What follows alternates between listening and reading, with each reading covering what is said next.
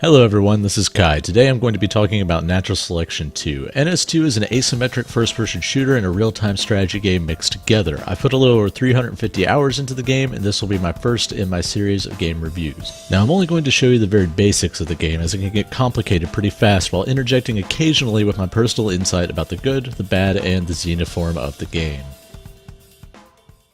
This is the ready room. Contrary to most games that just have you press a button to pick sides, this game has an entire room where people sit pre-game, where all talk is on while you pick sides. Now, as I said, the two sides are asymmetric, meaning they share a lot of mechanics but diverge sharply in some areas. Initially, I'm going to show you the game from literally inside an alien. This is the perspective of a Skulk, the base unit for the alien team. You start by the hive and expand from there, with your goal being to secure territory for your alien overlord inside the hive. This can include, but is not limited to, biting the shins off of anyone that looks human while destroying whatever they try to build. These tasks can prove difficult though, as Marines are armed with weapons that you most certainly do not want to put your mouth on. This is where stealth and ambushes come in, with the Skulk's ability to climb on walls and ceilings. Movement and positioning is key for all aliens, but the Skulk more so, as they have the constitution of a lukewarm marshmallow. Some other things that are really important to the life of a Skulk are parasiting and dodging bullets. Shooting a parasite allows it to painfully burrow into the Marine, giving you constant sight of them. While Marines are the primary source of protein in a Skulk's life, Marine resource extractors are the primary source of iron. Controlling resource towers is absurdly important for both sides. In order to do all these things better, your commander can use the resources you've been securing for them to allow you to evolve to higher life forms or to gain new traits through this menu. The higher life forms you see above will unlock once you have the resources to evolve into them, while the upgrades below have to be researched by the commander. The upgrades will take some extra resources on higher life forms. Once you pick which xenomorphic abomination you wish to become, you hit the evolve button to return to an egg, bursting forth with new abilities and/or appendages once evolution is complete. Once you're ready to stalk Marines, check your map to see where you are needed most. Now we're going to jump to the Marine side of things with a view of their command chair. Contrary to the aliens, the Marines do not spew forth from eggs, rather they are teleported in on designated pads, though where those Marines come from is anybody's guess. They come equipped with an assault rifle, a pistol, and a space hatchet. This is the armory. You should hug this thing like a Doctor Who fan would hug a TARDIS. Here, you can buy weapons and restore lost health after a Skulk has attempted to couple with your helmet. Another mechanical friend you should hug is the Marine Resource Tower. Grab a cheap welder from your friendly neighborhood armory and keep them repaired. Your commander will thank you. Now we're going to jump over to the commander's side of things. Very quickly, I'll give you an overview of commanding. You have a top-down view, as you can see here, with various menus. You interact with the map by building structures, and you interact with players by researching upgrades and abilities. The general concept is the same for both sides, so I won't spend much time looking at the Marine side of things here. There is also a pretty good tutorial for how to command in-game, so all I'm going to say is that commanding is like a simplified real-time strategy game where your ground units, controlled by other players, only have about a 40% chance to actually do what you tell them to. For symmetry's sake, we'll hop over to the Marine side again, just so you can see the changes to the user interface.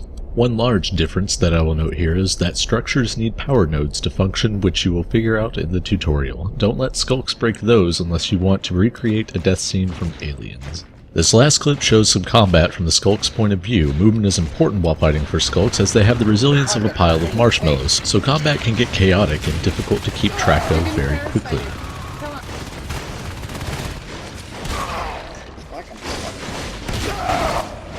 Now that the basic information of the game has been covered, we'll move on to the review portion of the video. As I said in the intro, I have around 350 hours played in this game, so obviously I enjoy it quite a bit. But that is not to say that it is without flaw. So let's go over some issues with the game from a couple different perspectives, and then we'll wrap up with what NS2 should be praised for. First, if you are someone who is new to first-person shooters or online gaming in general, then the game's learning curve will feel like a brick wall with teeth that's firing 5 bullets per second as you approach it. This feeling is brought about by fast-paced gameplay and the ability to die seemingly instantaneously on both sides, coupled with a large volume of game-specific information. On the other end of the spectrum, if you've played FPSs competitively for a long time as I have, you'll notice quickly that the game has some flaws on the high end as well, and one of these problems can also affect people who enjoy modding and running servers. The game is patched rather frequently, which sounds like a good thing, but patches have tended to not only throw performance up in the air for a few days, but have completely changed basic mechanics and functions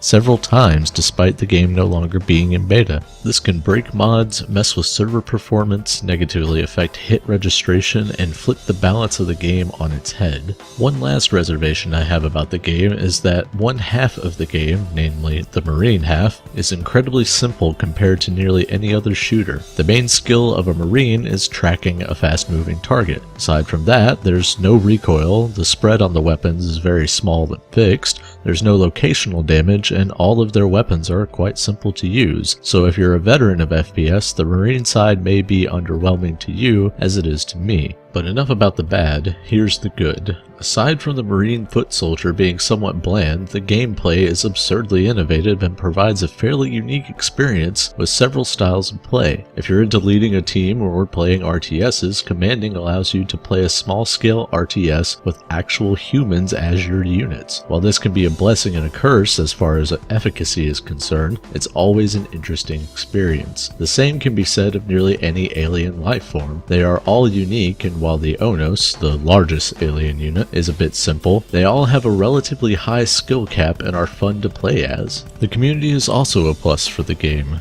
Despite how teamwork heavy NS2 is and how much one poor player can cost the team, the community is generally welcoming of new players trying to learn how to not have their face bitten off or how to not be instantly reduced to jelly by an LMG. Overall, I would suggest checking this game out if you're into team-based, non-traditional FPSs or RTSs, whether you play them casually or competitively. This concludes my intro and review video for Natural Selection 2. If you have any comments, suggestions for other games to review, suggestions for the creation of my videos, or any questions, leave them in the comments below, and if you enjoyed this video, don't forget to like and subscribe. Thanks.